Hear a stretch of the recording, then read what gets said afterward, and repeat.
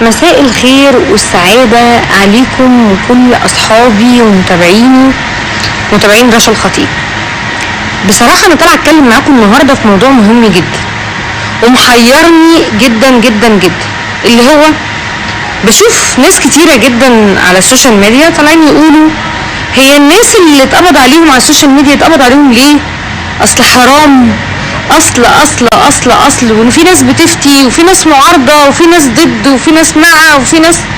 طيب تعالوا نمسك الموضوع كده من البدايه.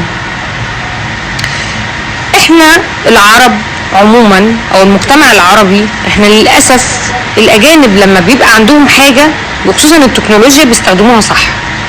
احنا بنستخدم كل حاجه في حياتنا بشكل سلبي وبشكل غلط جدا.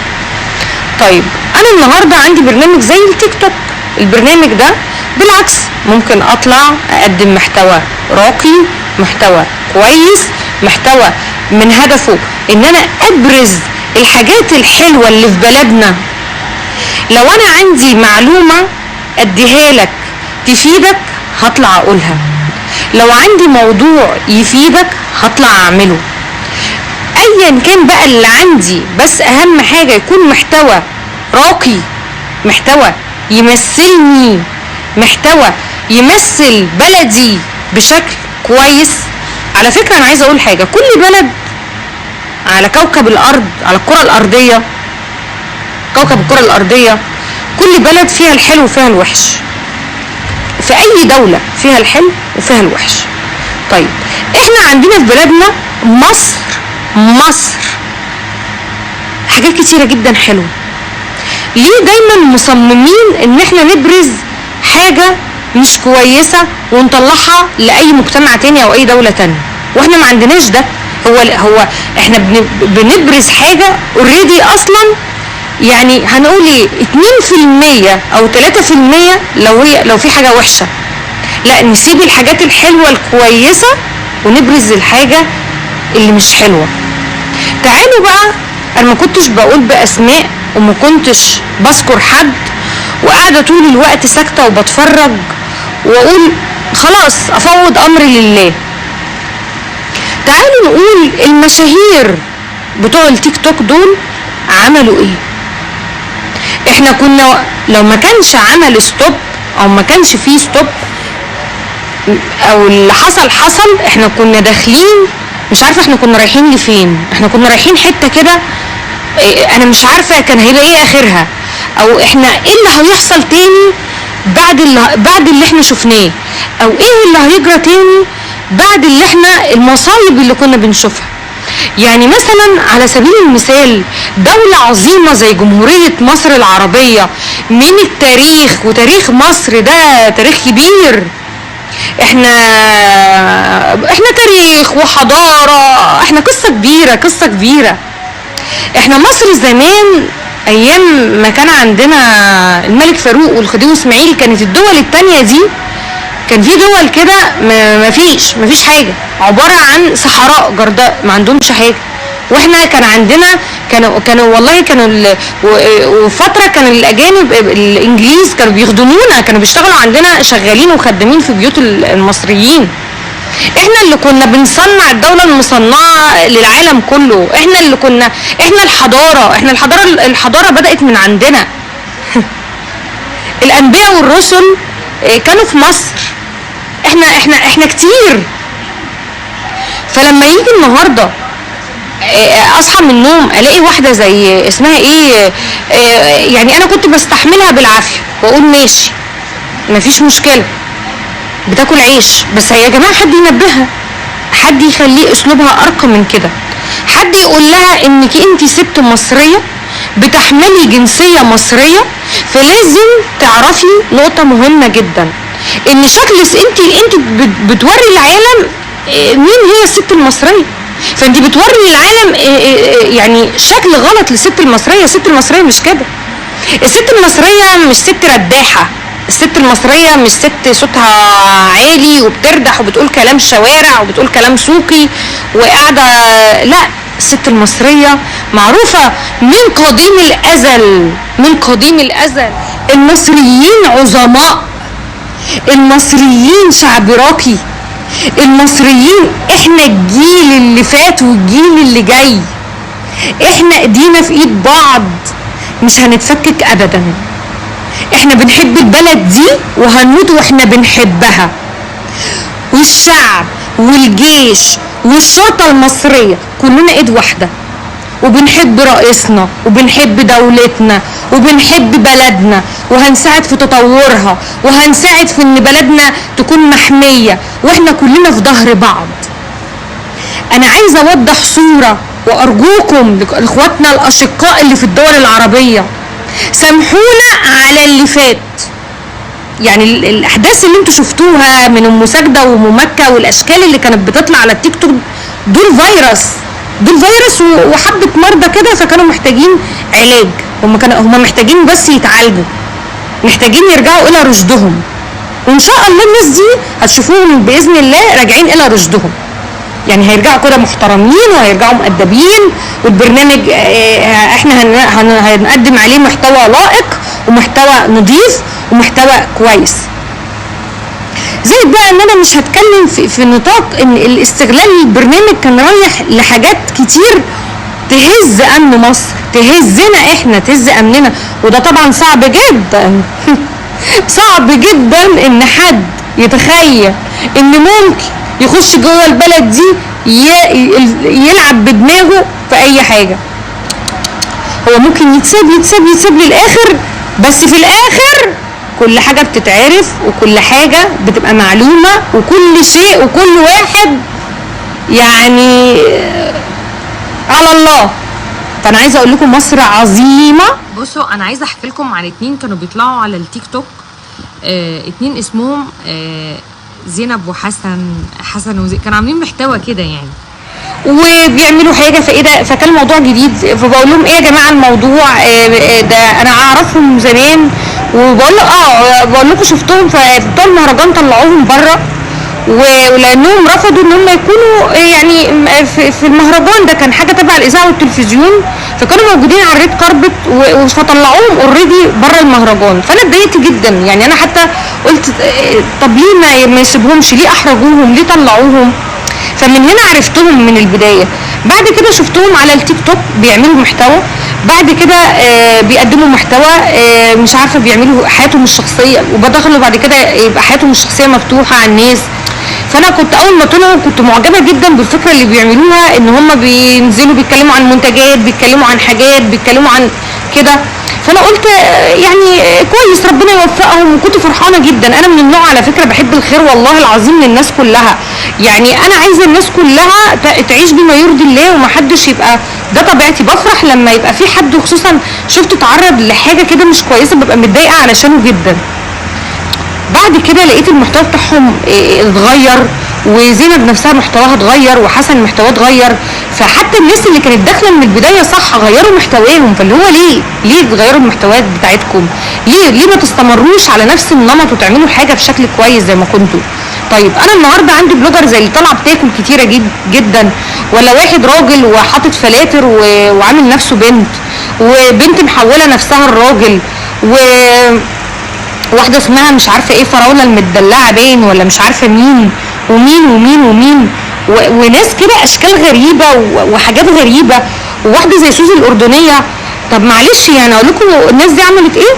لما النهارده واحده بعد نتيجه الثانويه العامه، في طلبه ثانويه عامه والله العظيم انا شفت الكلام ده بعيني وسمعته بوداني من طالبه لباباها. انا اعرف باباها يعني حد محترم جدا موظف، الراجل نفسيته بعد نتيجه بنته جايبه 98% او حاجه كده يعني. فلقيت الراجل نفسيا تعبان جدا، بيقول لي البنت مش عايزه تخش ولا طب ولا هندسه. بقول له ليه؟ قال لي لسه انا علمتها ده عايزه تبقى حاجه وتدخل جامعه كويسه. قلت له طب ما تدخل. البنت راحت قالت لابوها انا هدخل اي حاجه سريعه اتخرج منها، يعني اللي خدوا شهادات عملوا بيها ايه؟ انا النهارده لو طلعت على التيك توك البنت بتقول لابوها كده. خلي بالكوا سن ثانويه عامه ده سن مراهقه وجيل، هو ده الجيل. احنا بنبني جيل يا جماعه، بنبني جيل. عارفين يعني ايه بتبنوا جيل؟ البنت بتقول لابوها لا انا هدخل اي حاجه سهله، انا هقعد ادرس في 7 سنين وادخل كليه هندسه مش عارفه اعمل ايه وبعد كده هاخد شهاده واقعد بقى انا لو طلعت فيديوهين 3 حد هيرمي عليا اسد ولا حوت، هجيب شقه وهجيب عربيه وهلبس دهب ويبقى معايا فلوس، بدل ما اقعد امقق عيني والبس نضاره كعب كوبايه وفي النهايه مش هاخد حاجه. الراجل كان هيجيله جلطه، والله العظيم الراجل كان هيجيله جلطه. واللي انا قعدت اهدي فيه واقول له معلش هي عيله صغيره مش فاهمه حاجه. البنت قالت له انا سوزي الاردنيه انا جبت 97% وسوزي الاردنيه جابت 50%، سوزي لمت 2 مليون جنيه في ربع ساعه. انت صرفت عليا دم قلبك ومرتب حضرتك وقرص وما بنتفسحش، ما بنخرجش، ما بناكلش لحمه، احنا على قد امكانياتك يا بابا، احنا عايشين فيها وراضيين بيها بس كفايه. انا هدخل طب ومصاريف وده وده وده وفي الاخر هطلع دكتوره هاخد كام؟ هو الموضوع هتطلعي دكتوره هتاخدي كام؟ موضوع ان انت شوف الدكاتره العظماء المصريين، شوف المهندسين العظماء، شوفوا احنا في مصر عندنا ناس عظيمه، ناس عظيمه. حتى اصحاب الحرف انا بشوف اصحاب حرف عظماء، كلمه عظماء قليله، عشان نتكلم عنهم محتاجين سنين نقعد نحكي عنهم وعن شغلهم وعلى الحاجه اللي بيقدموها. عندنا ناس في البلد دي عظيمه تستحق ان احنا 24 ساعه كده على برنامج زي التيك توك ده نقعد نتكلم عنهم. طب انا النهارده لما البنت قالت كده لابوها، ابوها بقى عنده احباط، محبط الراجل وكان هيموت والله يا جماعه. انا قعدت اقول له ايه مش فاهمه حاجه، طب انا اتكلم معاها، اتصل بالبنت اتكلم معاها ساعتين، قفلت التليفون وانا بقول حسبي الله ونعم الوكيل في اللي وصل جيل للاحباط ده. قلت حرام، اجيال بتضيع والله، اجيال بتتدمر، اجيال طموحها واحلامها هي كانت بتذاكر وبتنجح عشان خاطر تجيب تقدير عالي من وهي صغيره علشان خاطر تحقق حلمها وحلم باباها. ومين فينا ما عندهوش حلم يحققه؟ لما النهارده يبقى ادي كانت كارثه من ضمن الكوارث. يعني واحده زي سوزي الاردنيه عملت احباط عند ناس كتيره جدا، وخلت اللي قدها وفي سنها العيال اتدمروا وجالهم اكتئاب وطموحهم من عدم، لانهم شايفين ان واحده بتدخل لها 2 مليون جنيه وجايبه 50% وهي اللي شقت وتعبت ومققت عينيها. ما فيش. بس الحياه مش كده. الشهاده مهمه وهتفضل مهمه، والشهاده لان الشهاده هي البرستيج، الشهاده هي كرامتي وكرامه اهلي وكرامه بلدي. الشهاده هي اللي بتنفعني وتنفع اهلي وبتنفع اسرتي وبتنفع بلدي. دي الشهاده مهمه جدا وهتفضل مهمه جدا مهما يحصل. عايزه اقول كمان لما النهارده سيناريست كاتب يكتب ورق حلو قوي ومحترم، وقصه ليها هدف، وقصه ناجحه، وقصه احنا بنقول احنا بنوصل الرساله من التلفزيون مهم جدا. الدراما والسينما احنا النهارده عشان نوصل رساله لكل بيت، في كل بيت من خلال الشاشه بنقدر ندخل بيها كل بيت نوصل لك المعلومه. أو لما يبقى فيه ورق واحد شاطر كاتب ورق جميل ويروح بيه المنتج يقول له ايه رايك في الورق، يقول له بس هي الناس مش عايزه كده دلوقتي. حتى كان استاذ محمد صبحي يعني شفت له لقاء اتكلم فيه بنفس الموضوع، قال لك المنتجين بقوا بيدوروا على الحاجات الهايفه، عايزين الحاجه اللي مش هادفه، هم عايزين يدوروا على الحاجه السريعه اللي تجيب فلوس. طبعا في رقابه حاليه بسبب على المواضيع دي، يعني خلاص ما بقاش اي حد بينتج اي حاجه ولا اي محتوى ولا الكلام ده خالص. لازم اي حاجه تتعرض على الشاشه تكون عليها رقابه، ويكون لها هدف، ويكون لها لان احنا بنربي اجيال وبنخرج جيل مصري مثقف يساعد على التنميه ويساعد على الرقي، والدوله والحكومه المصريه بتساعد في ده. النهارده عندنا تخصصات في الجامعات ما كانتش موجوده زمان، اللي هي خاصه بالتكنولوجيا والذكاء الاصطناعي والحاجات دي ما كانتش موجوده زمان. النهارده موجوده، والتعليم فيها مفتوح، والتعليم فيها سهل جدا ان اي حد يخش يتعلم، وبالعكس الدوله بتدعم ده كمان علشان ننمي التكنولوجيا عندنا، نرفع مستوى الثقافه عندنا بقت التعليم بقى في حته تانية خالص. التعليم المصري اتغير، التعليم المصري بقى اجمل، التعليم المصري بقى ثقافه اكتر. فالنهارده لما يجي واحد كاتب حلو قوي ويروح لمنتج يقول له بكل اسف هو الناس عايزه حاجات تخص التيك توك، حاجات مش عارفه ايه، لا هي الناس مش عايزه كده، لا الناس هتفضل هي بتدور على الحاجه الهادفه، وبتدور على الحاجه اللي لا الدوله هتفضل، والجمهور المصري هيفضل هو الجمهور الراقي اللي بيدور على الحاجه الكويسه.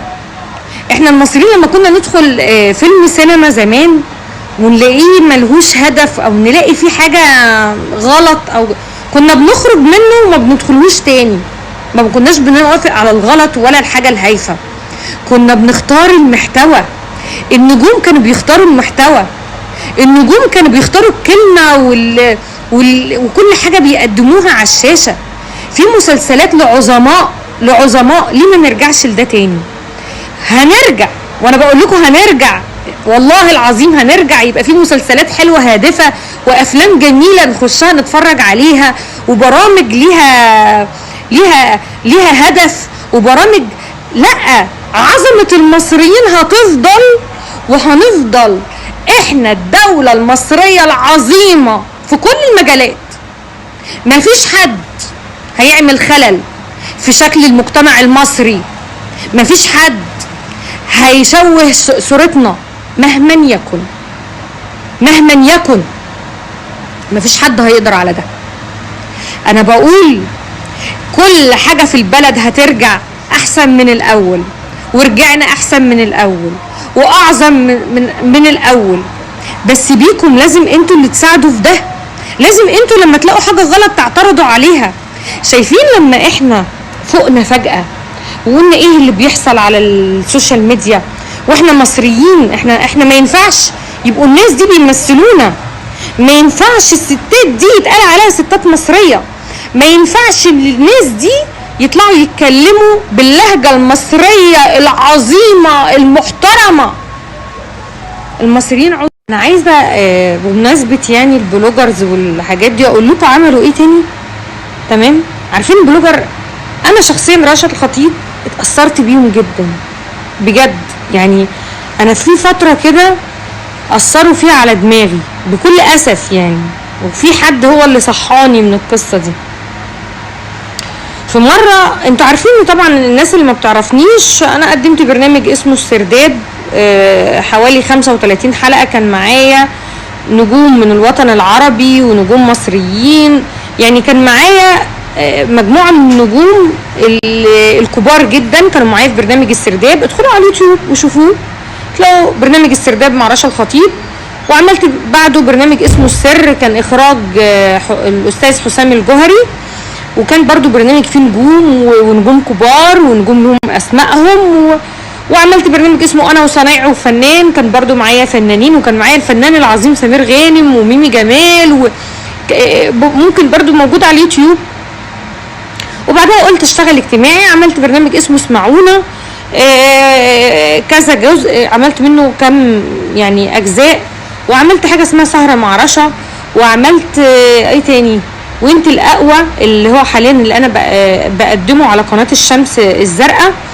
يعني الحمد لله شغلي كله موجود على اليوتيوب. الناس اللي ما يعرفونيش ادخلوا اكتبوا المذيعه المصريه رشا الخطيب واتفرجوا على برنامج السرداب والسر واسمعونا وانت الاقوى، وفي برامج كتير تانية انا عملتها اجتماعيه وفنيه، بس انا طبعا حاليا يعني بكلمكم باختصار. طيب جيت في مره وانا بعمل البرنامج ده جالي احباط، لقيت الناس على البرنامج بتاع التيك توك بعض الناس واحده زي ام ساجده ولا ام مكه ولا فلانه دي، الناس دي بقوا مشهورين جدا. انا مذيعه من سنه 2010 تمام، و2011 عملت برنامج اسمه انا وصناعه وفنان، اخراج المخرج العظيم ايمن عبد الرحمن عبيس، وبعده برنامج السرداب اخراج الاستاذ عبد العزيز حشاد، وبعده برنامج السر الاستاذ حسام الجوهري. وعملت برامج كنت انا ببقى حريصه عليها، لان انا لما بقعد اعمل برنامج بقعد اتخيل نفسي بديل المشاهد، يعني هل هيبقى فرحان؟ طب الكلمه دي لو اتقالت، طب الكلمه دي ليها هدف، الكلمه دي لو دخلت البيت المصري او البيت العربي، اي بيت مهما يكن بيت عربي، اي دخلت على اي اسره ليه افاده. فكنت بقعد افكر في كده. لما لقيت الناس دي، جيت في مره قلت الناس دي هي اللي اتعرفت والناس دي اللي اتشافت. انا عملت حاجات فنيه كتيره جدا، انا بكالوريوس تجاره خارجيه انجليزي، ودبلومه اعلام USA، وحياتي كلها دراسه وتعليم، ومعايا لغتين اساسيين انجليزي وفرنساوي، ومثقفه وبحب القرايه وبحب شغلي قوي وبحب اطور من نفسي واحب اخد كورسات. وحتى لما اشتغلت تمثيل رحت اخدت كورسات في معهد سينما، رغم ان كان الموضوع عندي موهبه يعني. ولما لقيت نفسي مش قادره يعني، رغم ان انا الحمد لله الناس برضو اللي يعرفوني وشافوا شغلي كممثله، انا عمري ما عملت ادوار اي كلام ولا وقفت قدام اي حد ولا لا، بعمل الدور دور، وشغلي كان معروف. مسلسل الوسواس، مسلسل بنت القبايل، الوسواس وبنت القبايل، وعملت ايه لا انا عملت حاجات كتيره جدا بس مش عارفه اجمعها. بس عموما ادخلوا بنت القبايل الجزء الاول، مسلسل الوسواس ومسلسل بنت القبايل، وعملت ادوار في مسلسلات الحمد لله وقفت فيها قدام نجوم كبار، وعملت اعمال ناجحه جدا. بس لما لقيت نفسي خلاص مش قادره، يعني مش هقدر ما بين التمثيل وبين الاعلام كتنظيم وقت، لان كل حاجه لازم تاخد مذاكرتها وحقها. انا مش عايزه اطلع على شاشه وخلاص، انا الموضوع بالنسبه لي مش ظهور على الشاشه خالص، انا الموضوع بالنسبه لي ان انا اقدم عمل في تاريخ رشا الخطيب يكون قيم، والناس يقولوا لولادي امكم كانت ست ناجحه، والدتكم قدمت عمل ناجح، صدقوني. طيب انا من الناس اللي جالي اكتئاب نفسي ودخلت في اكتئاب ومش عايزه اشتغل. كانت تكلمني استاذه سميره الدغيدي تقول لي يا بنتي انت ريحتي وقاعده في البيت ولا ايه؟ اقول لها والله يا استاذه انا تعبانه شويه، وانا مش تعبانه، انا عندي اكتئاب.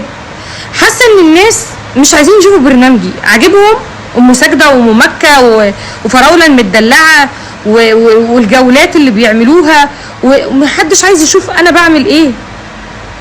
تليفون جالي من شخص قال لي المساله معاكي مش مساله انت تعبانه، انت مش عايزه تشتغلي ليه؟ وناس كلموني في كذا حاجه في كذا قناه على فكره، وحسيت ان انا في الفتره دي مش عايزه اشتغل.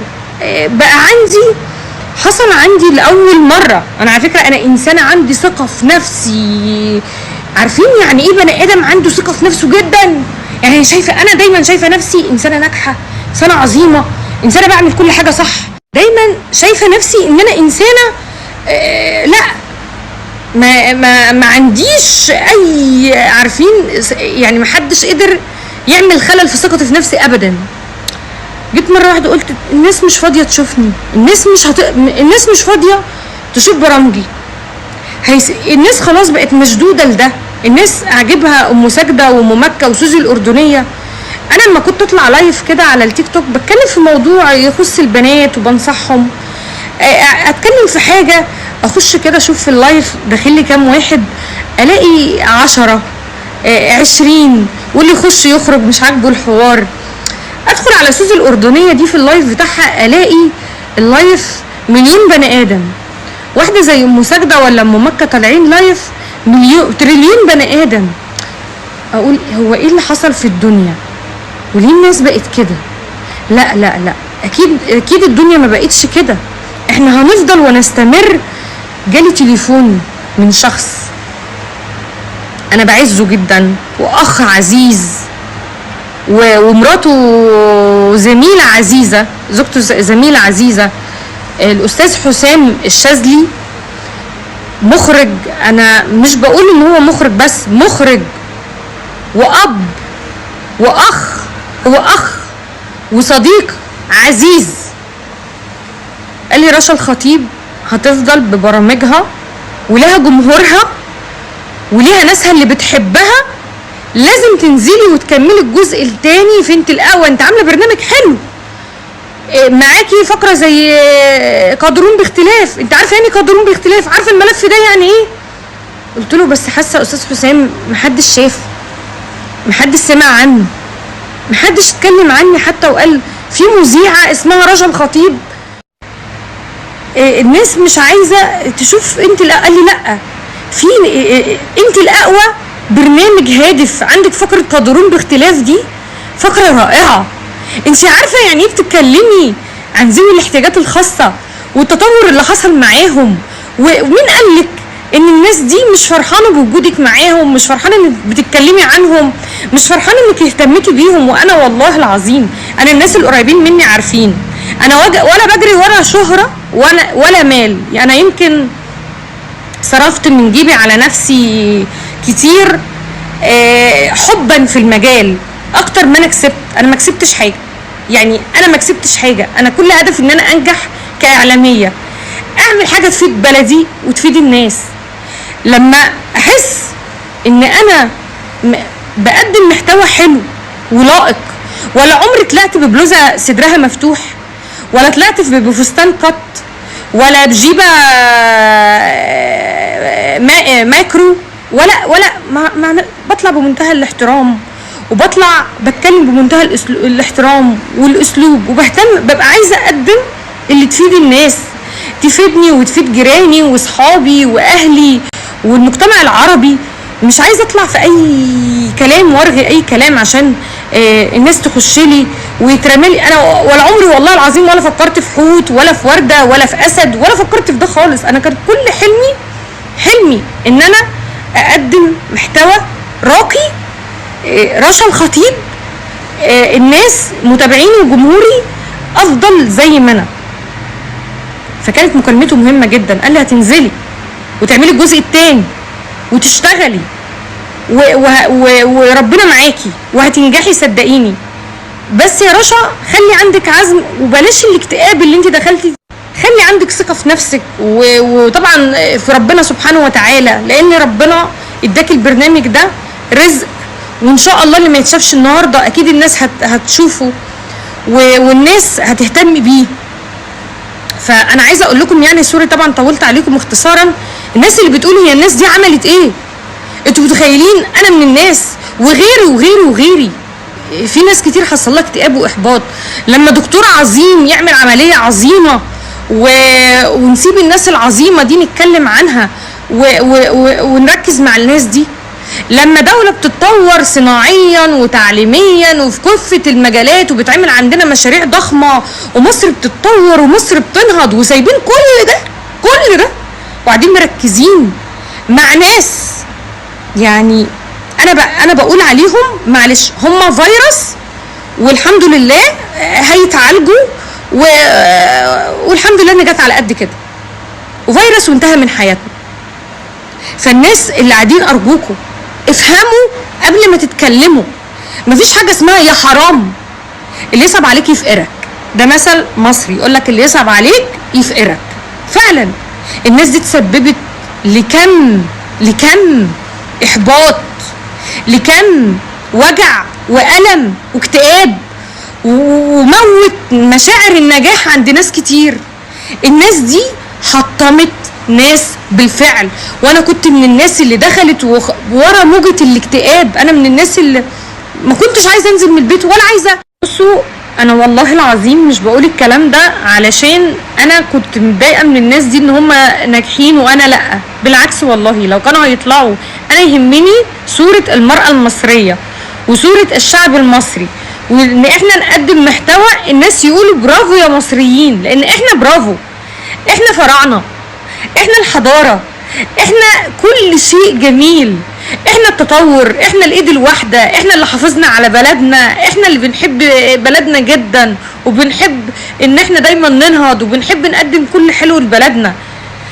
انا ببقى غيرانه قوي لو حد اتكلم علينا كلمه وحشه، ببقى غيرانه قوي لو حد مثلا اتريق علينا في حاجه، انا ببقى غيرانه قوي لو حد بس جاب سيرتنا في حاجه مش كويسه، ببقى متضايقه. انا عندي غيره لبلدي وحب لبلدي وحب لشعبي، دي حاجه ربنا خلقني بيها، فببقى غيرانه ان حد يقول حاجه مش حلوه علينا. انا كان كل زعلي، انا ما كانش عندي مشكله ان الناس دي تتشهر والناس دي الناس انا ببقى فخوره جدا لما زي الناس تتكلم عننا، عن الدكتور مجدي يعقوب، عن الدكتور، في دكتور عمود فقري المنتشر جدا الفتره دي بيعمل معجزات يا جماعه، بيعمل معجزات. دكتور مصري سافر دول عربيه واوروبيه، عمل عمليات خطيره. ببقى حزينه ان احنا قاعدين مهتمين بالناس دي اللي مشوهه صورتنا اصلا كمصريين، واحنا مش كده، واحنا عندنا عظماء، عندنا ناس عظيمه بتقدم لمصر حاجات عظيمه، عندنا ناس بتخدم البلد دي بكل شرف وبكل امانه وبدمها، عندنا ناس عايزين مصر دي دايما تبقى اجمل دوله في العالم، عندنا ناس تستحق ان نتكلم عنهم ونسقف لهم ونتكلم عنهم في الاعلام. انا موضوعي كله بتكلم في نقطه واحده بس، ولا اللي هو انا بقى متغاظه وزعلانه ان هم الناس كانوا متابعين الناس دي، لا بالعكس، تابعوا الحاجه اللي تخش بيوتكم وولادكم يشوفوها، والحاجه المحترمه، المحتوى الهادف انا ما عنديش مشكله فيه. ما تتابعونيش، انا مش بقول كده عشان بقول للناس تابعوني واتفرجوا عليا وانا لا خالص. بص انا بحترم بعقليه الجمهور جدا، بس انا مبسوطه ان احنا اخيرا وقفنا وقلنا لا، قلنا لا على الغلط، لا احنا مش عايزين ده، لا احنا مصريين، لا الناس دي استحاله يمثلونا، احنا عظماء.